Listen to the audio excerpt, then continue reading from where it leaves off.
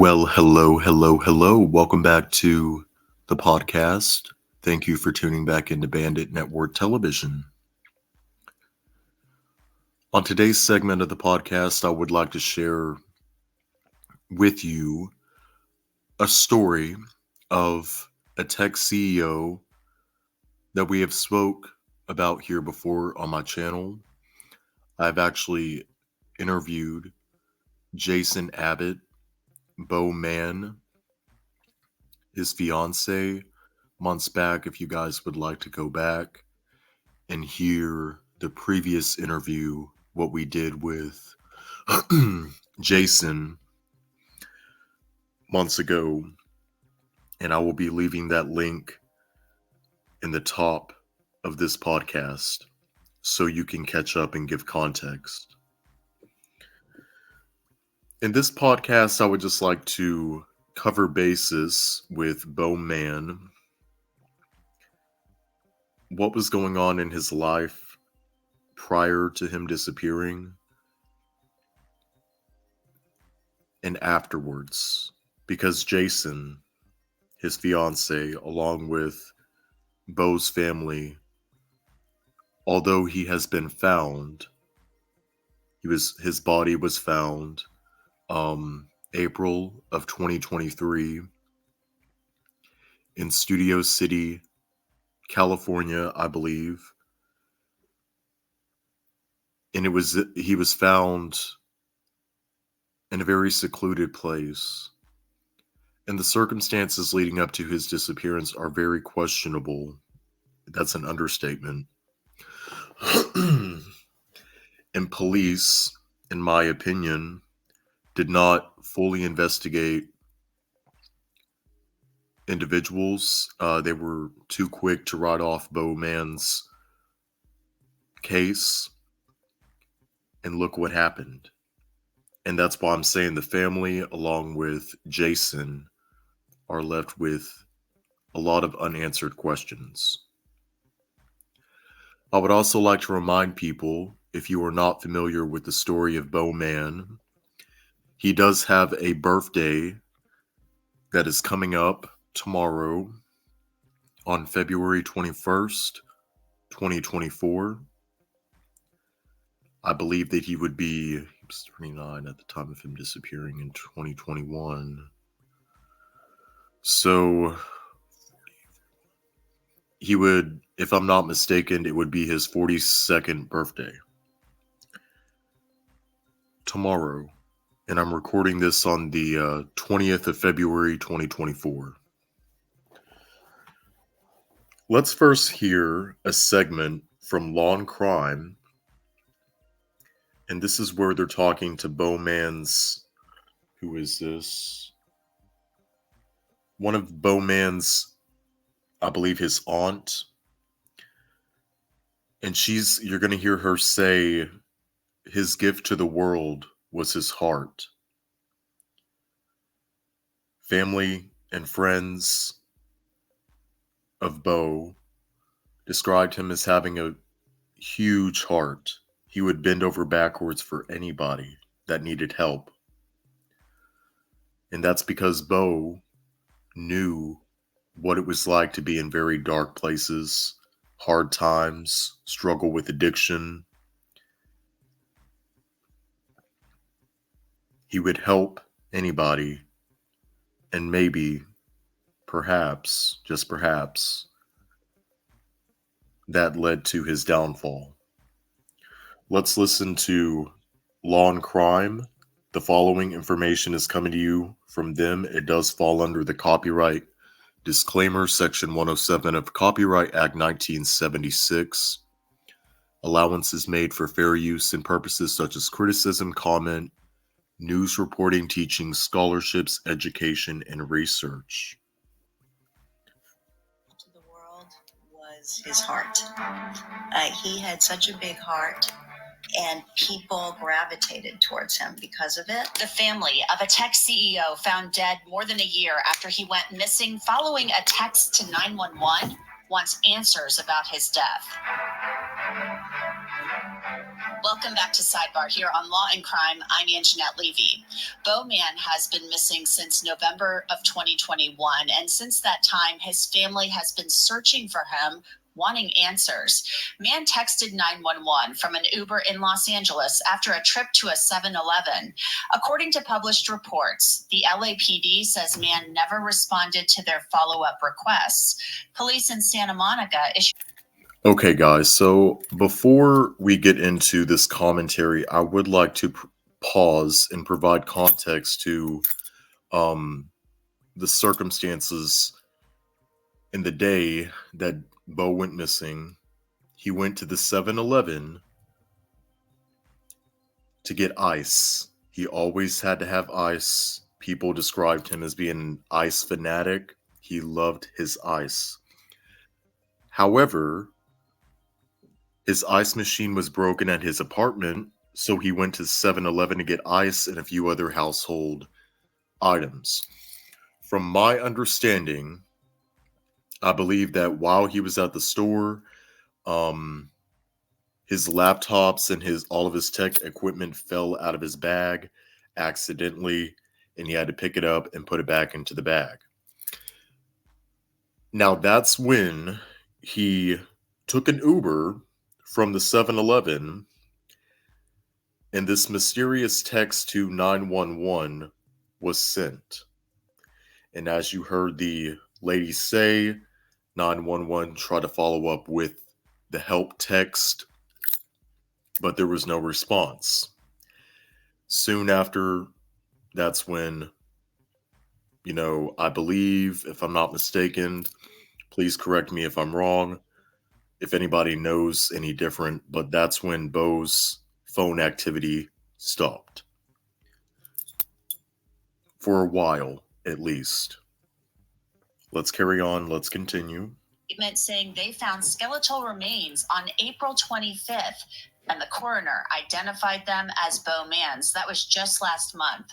Work is underway to determine how Mann died, but right now, there are really more questions than answers.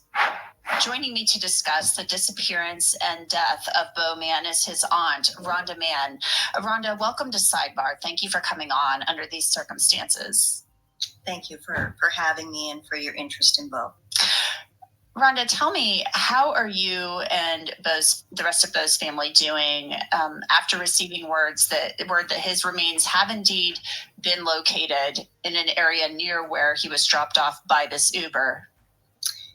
It's been a very long year and a half. So I think, when somebody's that you love is first missing, you don't know where they are, they're not in touch, they're not doing the things that they did almost daily to be in touch with members of the family.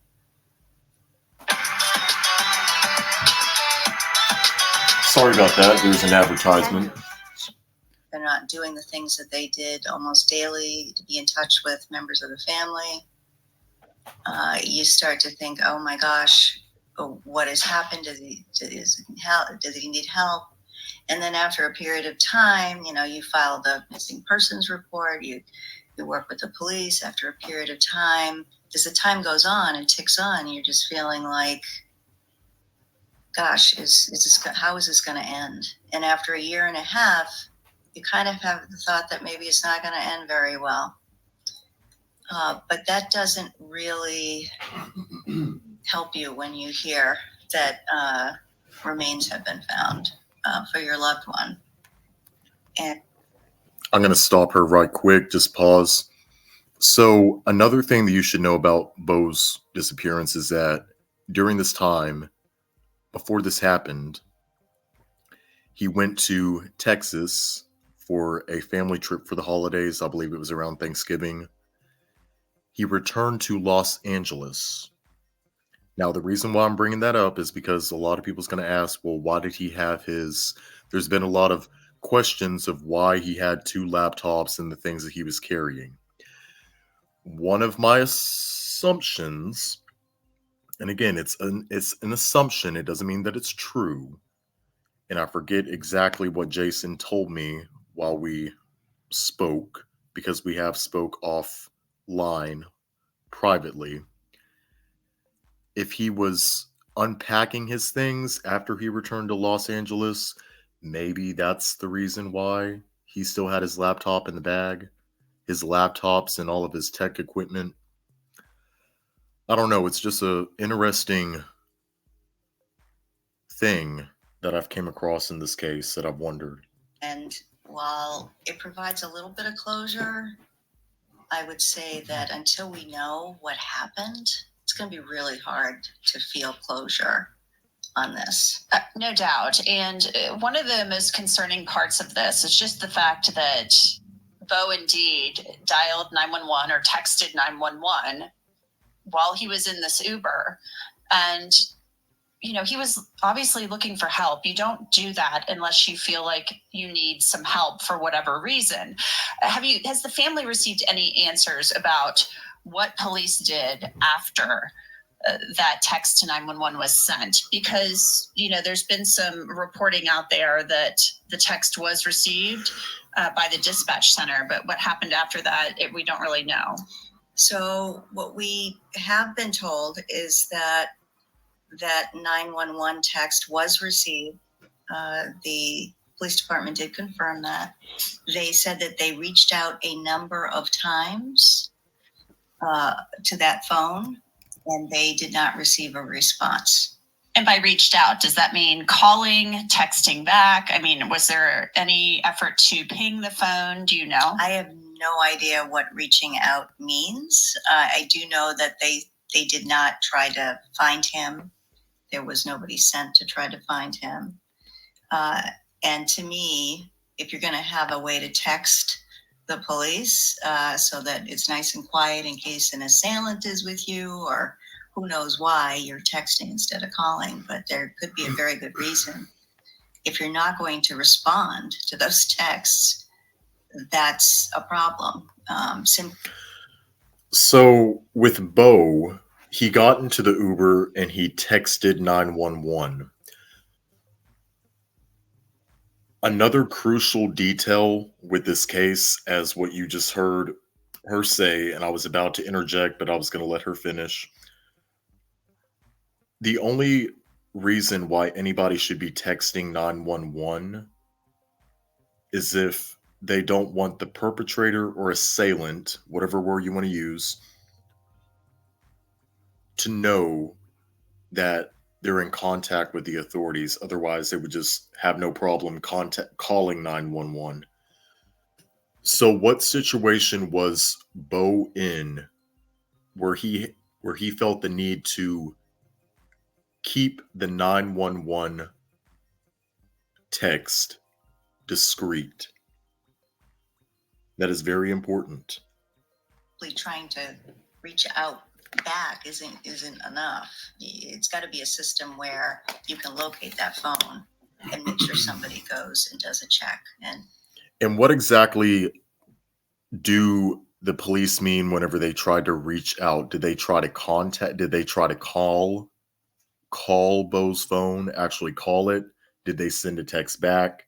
Were they able to ping the phone's location and they came out at the phone ping or the approximate location of the phone ping? And sees what's going on. Before Beau got into that Uber, we know that he had been seen at a 7-Eleven. So tell us a little bit about that. Yeah, so police did confirm, and there's video of Beau in the 7-Eleven. So he got into the Uber, went from his apartment to the 7-Eleven.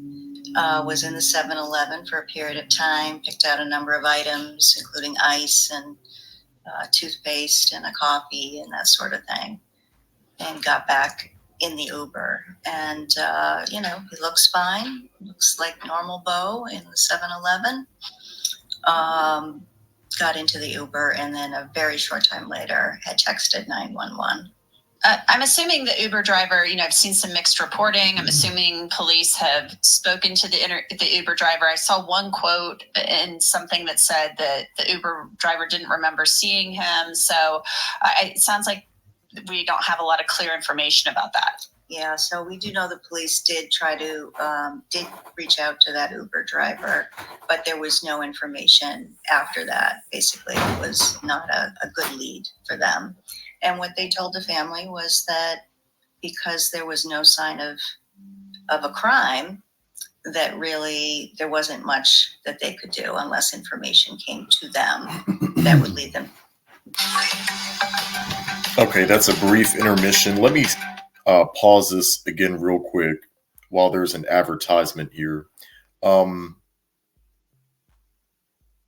Okay, so Uber, for all of my Uber, Lyft, DoorDash, Grubhub, delivery drivers, rideshare drivers, you would know that Uber, specifically Uber, is funny about releasing sensitive information.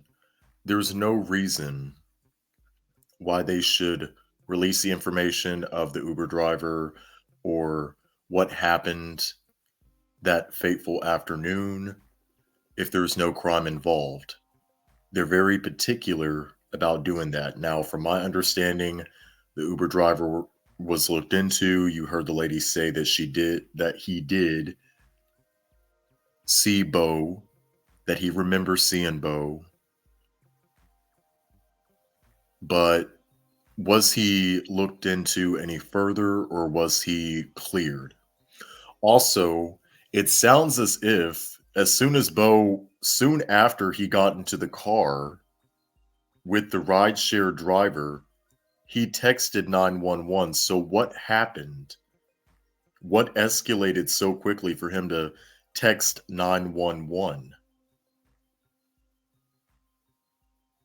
And again, the only reason why he should be texting 911 is that if he doesn't want the Uber driver or anybody else in the car to know that he's contacting authorities.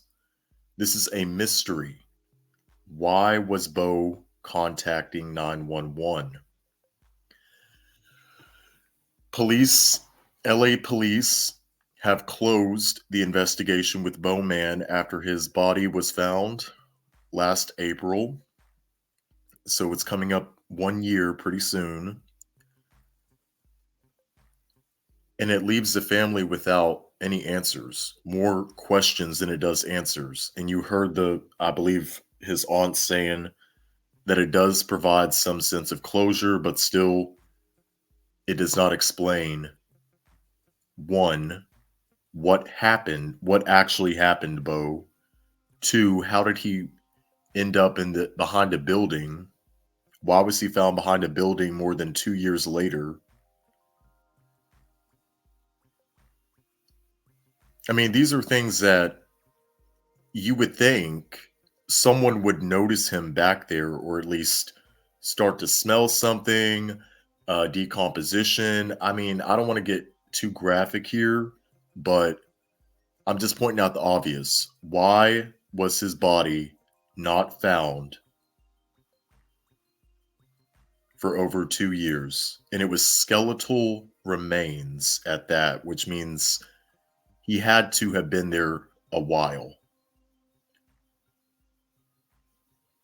Is it possible that Beau went somewhere else, the crime took place, and then later on his remains or body was dumped at a different time later in the future? Who knows? But things are just not adding up, and I don't think that police looked into his case thoroughly enough to explain what actually happened to him. One of the theories, and this is where it gets controversial, and I'm going to try to remain as respectful as I can whenever I say this, because I don't want to say if it's true. I don't want to confirm if it's true or not. Because at the end of the day, I did not know Beau Mann. I don't really know what was going on within his life. I've heard Jason tell me about his past. His past with struggles and addiction have been brought up.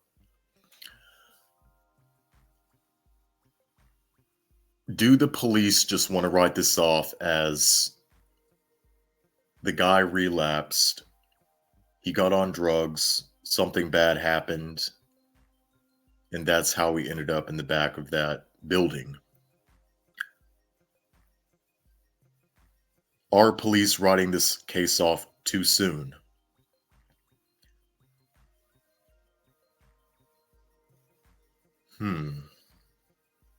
It just makes you think. To them, that would lead them to think otherwise. But just the fact that Beau texted 911 to me is very concerning. You don't text 911. Yes, it's very concerning. 911 unless you need help or are in distress. Right. So this was a man Discreetly contacting the police. A family guy. He loved his sister, his brother, his nephews and nieces were so important to him. He was in touch with his sister almost daily. And he had a company that he founded for people with addiction this was just a huge part of his life. This was not a guy that had set out that day to decide he was going to be missing. This was a guy that went to a CVS, obviously not 7-Eleven, to buy some items that made a lot of sense for traveling, got into an Uber and texted 911. So that is very concerning to me. I don't, the fact that he was missing was concerning to begin with. As I've said before, I have spoken to Beau's fiance offline personally, Jason. Jason currently lives in Michigan. Beau traveled back and forth to Massachusetts and Texas, between Massachusetts and Texas, because his father, I believe, lived in Texas and his mother lived in Mass. The way that he's been described as him having a huge heart, he'll bend over backwards for everybody, anybody that needs it, because he understands what it's like. He can sympathize with people. However, that can get you into trouble, and that can lead you into places of danger. You have to be careful who you trust. Was Beau Mann a target? Because he was a tech CEO, very successful man. And let's not forget about the laptop. I keep on going back to the laptop ordeal. Could he have been randomly targeted by somebody? The Uber driver saw things in his bag, be like, well, that man must have some money. Let's try to get something from him. Who knows? But then that wouldn't make sense, because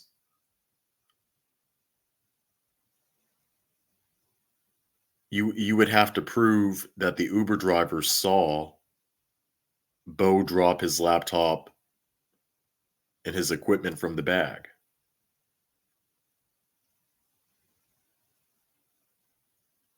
Was it the same Uber driver? Because let's keep in mind, it's two separate trips. The first one was completed from him going to the coffee shop. He was at the coffee shop, and then he went to the 7-Eleven. I forgot to mention that. So prior to him going to the 7-Eleven, he was at the coffee shop. He got the Uber driver, or the Uber ride, from the coffee shop to the 7-Eleven. Was it the same driver for both trips? After he arrived at 7-Eleven, he had to take another Uber to get home. We're assuming home. He has ice. So one would think that when you have ice, you're on a time frame, because that ice is going to melt. But my point is, was it the same Uber driver for both trips, or was it two separate Uber drivers? Did Beau request the Uber driver to stay at the 7-Eleven until he got out, and then he would take him to the next destination or the final destination. Because I know that some people do that. Instead of booking 2 trips, they just decide to pay you in advance for taking them somewhere else after you just got done completing 1 trip. It's kind of like under the table, like tip you a little bit extra for taking you to the next destination. Or like I said, was it 2 separate transactions? Who knows? The reason why I'm asking this question is because I'm wanting to know if it was just 1 Uber driver that was looked into, or was it 2? From my understanding, I've only heard of 1 Uber driver. I don't know. I would have to speak with Jason to find out for sure. So let's carry on. But the fact that he did text 911 and that was confirmed by police, that is extremely concerning. Most definitely. And you and the family deserve a lot of answers. You deserve a concrete answer as to what went on and why there may or may not have been more follow-up to that 911 call for sure. Tell me, if you would, a little bit about Beau. You said he was a family guy. So what would you like people to know about him? You know, Beau was, I would say Beau's gift to the world was his heart. He had such a big heart, and people gravitated towards him because of it. You know, he was the kind of guy that could walk into any room, any crowd, and not know anybody. But by the time he left, everybody knew him and wanted to be his friend. And he, in turn, wanted to be their friends. Like, he's just such a warm soul. A warm soul that could be too trusting of people or wanting to see the best in people and not assume the worst. That can be dangerous. That could be very dangerous. And very interested in people and what they were doing and what they were up to. And I mean, it's nothing wrong with being a kind soul and wanting to help people, and you're a social butterfly, but you have to also keep in mind that not everyone is out for your best interest, and there could be ones that are looking for an opportunity to rob you, kill you, steal from you. Let's just be honest. In the Take advantage second of half you. of his life, he completely dedicated himself to helping others and to what is now was at the time of he was missing, his company Sober Grid, which was something he founded, an idea he had to start an online community of people to help people stay in active recovery, for as by having people help them stay there, people who knew the situation, people who have been there before, kind of wrap their arms around you when you're having a problem or you think. I don't shop. Sorry, brief intermission. Commercials.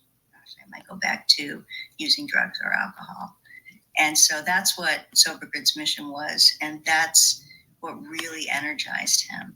Between that and his nieces and nephews who just adored him and he spent a lot of time with and was constantly checking in on and sending videos to, and really, loving Uncle Beau was always there. So, this is what I want people to know about Beau is his life was about other people. And since all this happened with him, we've heard from hundreds and hundreds of people that we've never met who knew Beau and just loved him and can't believe that this has happened to him. And I think that we should point out too, I mean, I think that's so thoughtful and giving and generous. The fact that he's founding and setting up, creating Sober Grid, and he is somebody who struggled with addiction. So he's had his own. From my understanding, I think that his idea with Sober Grid came from the festival. I believe it was in California. I can't remember the exact name of the festival, but he was out there. He, around 23, 24 years old, he was struggling with addiction. He was trying to get clean. And that was his motivation to start Sober Grid, an app where people that are in recovery can meet other like-minded people that are in recovery and just simply reach out for support, someone to listen to, someone to talk to through their problems whenever they're tempted to use again or relapse. And I'm going to piggyback off of this and again oppose, in my opinion, the idea that Beau possibly relapsed or started using again while he was in Los Angeles. You heard his aunt say that he was a family man. He loved his nieces and nephews. He was a tech CEO. I believe that him and Jason were engaged. They were planning to get married. And unfortunately, that did not happen. So why, and I'm not trying to cast judgment on anybody out there that struggled with addiction, but I'm just saying, for the sake of this case, why would he choose to throw all of that away just to go back into using drugs? Now, again, I don't know. I did not know the man personally. I'm just giving the benefit of the doubt. He had a lot to lose, so why would he start using again? Now, what's on the screen, what you're looking at on the right, is off of Santa Monica Boulevard. This apartment building, I don't know exactly what it is. It looks like an apartment, but anyways, that's where his remains were found, were behind this building. You can see that it's boarded up. I don't know if it was occupied during the time that his remains were found or around that time period, shortly before his remains were found. That could explain why, if it was unoccupied, vacant, no one noticed there was human remains in the back of that building. You would still have to explain how they got there. How would they get there? Only two explanations. One, Beau got himself there. He crawled in a corner and just decided to wither away. Or two, and this is what I'm leaning towards. Something happened to him, nefarious, foul play,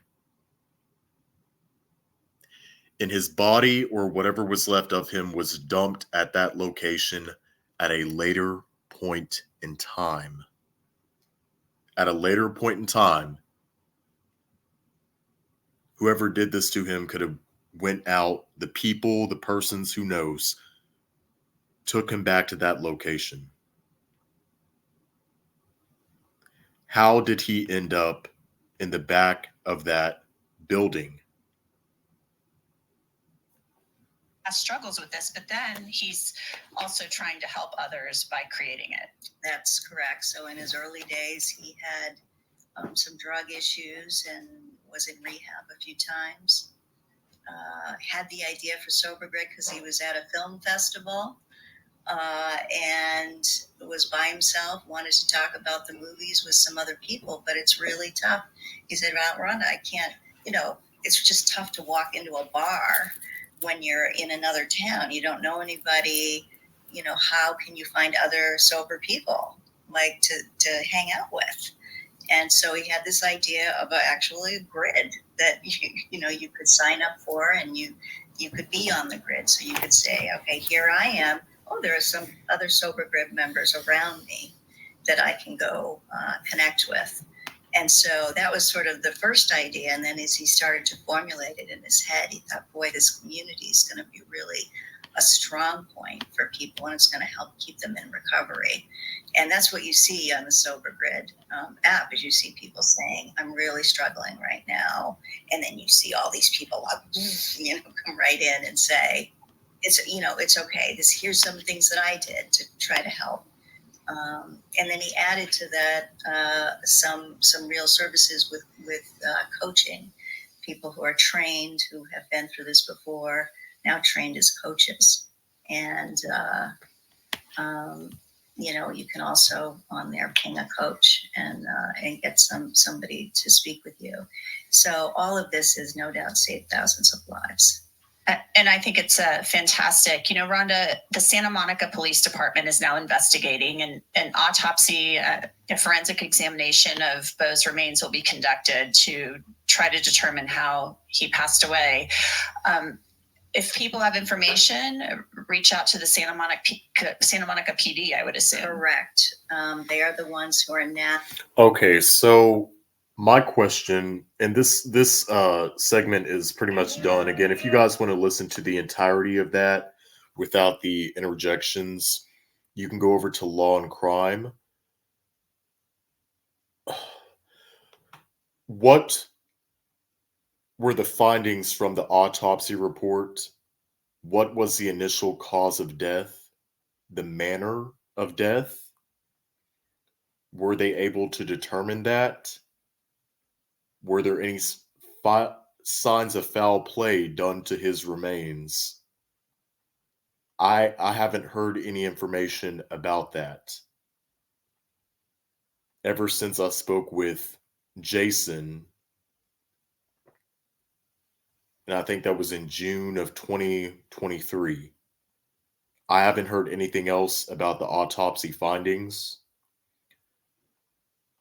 Because that's going to tell a lot about what happened to Beau before he died and how he possibly ended up behind that apartment building, abandoned building, whatever it is, on Santa Monica Boulevard.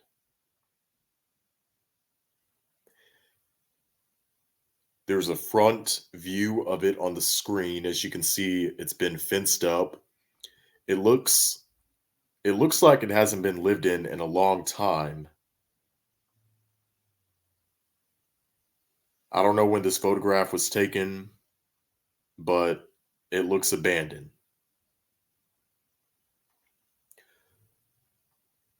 How did he die? What was the manner of death? And also, are police going to share this information publicly or privately with the family to give them some sense of closure? Because let's just say that he did, right? He did. Drugs were involved. He OD'd. He overdosed. Okay, well, fine. That would rule out foul play. Were there signs of foul play? If there's not, then still remains a mystery to me how his remains got back there. Because I just don't see him. I don't really see anybody just getting so high off of their mind that they just want to go into a corner and die and just be left there. I'm not saying that it's impossible, because it definitely is not impossible. But I don't see that happening with this case. That he just crawled into a corner and died, and his remains were left there for 2 years until they were found. Especially since you consider the 911 text, all of these things come into consideration. You could have argued, oh, he OD'd, he was on drugs. Okay, well, how could you explain the 911 call then? I'm sure that plays in a factor of whatever happened to Beau Mann.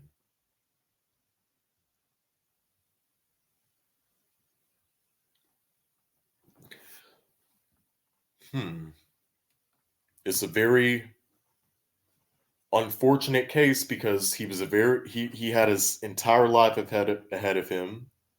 He was on the right track, successful CEO of Sober Grid, trying to help people through their sobriety. He brought life into the lives of many, touched everyone's heart that he met. Even after his death, people have come forth and talked about him in good light. And even people that don't know Beau Mann, never met him, but have heard his story, find it inspirational. So like I said, it's just a very unfortunate thing that this has happened, and the family and Jason, his fiance, are left without answers. His widowed fiance is left without answers of what happened on November 30th, 2021. As more updates come out about the Beau Mann case, I will keep you guys updated. I'm going to try to also do another interview with Jason if we can find time, because I know that both of us work a lot. I work a lot. But I'll try to get that out as soon as possible. We're going to try to do something this week. So stay tuned for that. If you would like to know more information about the Beau Mann story, I do encourage you to do your own research. And also, like I said, before I close out this podcast, go back and listen to the interview that I did with his fiance, Jason, months ago. It was last year. So it's going to be, you'll probably have to search it, but it is there on my channel. I'll probably be linking that at the end of this video because it's very insightful. It provides details that you won't hear from mainstream media outlets such as Law and Crime, Court TV, and whoever else has picked up on this story. It's important to hear what Jason had to say. Once again, y'all, thank you for tuning in to Bandit Network Television. Be sure to like, share, and subscribe on your way out, and I will talk to you sooner than later.